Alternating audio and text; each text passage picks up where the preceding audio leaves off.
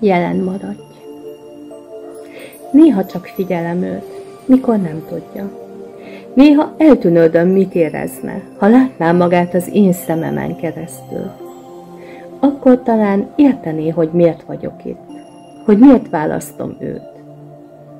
Persze, van, ami nem tetszik, ami éles, ami az ő szemében véleményes, amit én úgy definiálok, kritikus.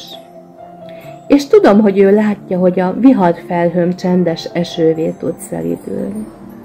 Vagyis szeretném hinni.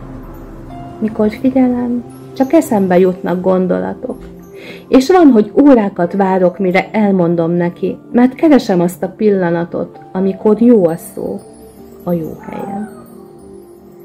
És tudom, hogy nem könnyű velem. Persze, kivel az? De ő ért engem. Vagy szeretne érteni, megkeresni a középutat egy vitában. És én tanulok tőle. Akkor is, mikor nem is sejti. Mi egy ünnepben élünk, ami kezdődik és véget ér, és aztán újra kezdődik. Tudjuk, hogy örökké ünnepelni nem lehet, és az ünnep is fárasztóvá válhat. Így nem lett számunkra egy elviselhetetlen hiány és szenvedés a külön töltött idő.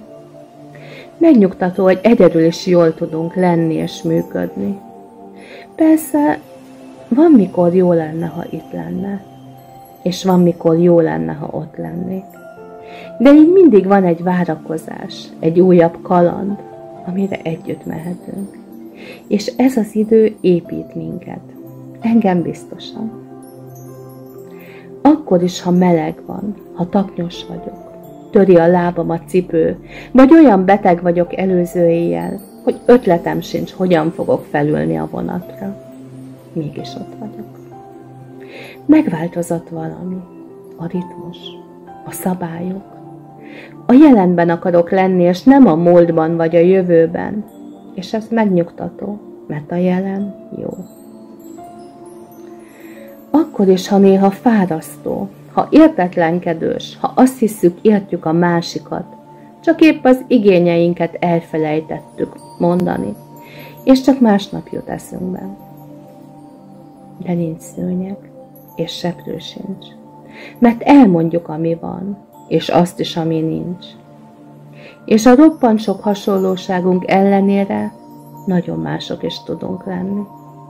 Persze, én vagyok a sarkos, de jók az érvei, és amit mond.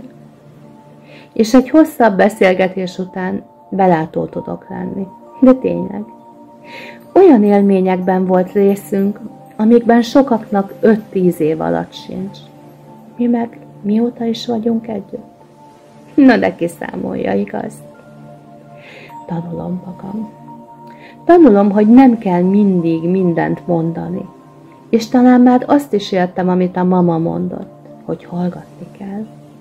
De máshogy, mint ahogy eddig hittem. És most már kapizsgálom, hogy mire gondolt. És ezt ő tanította meg nekem.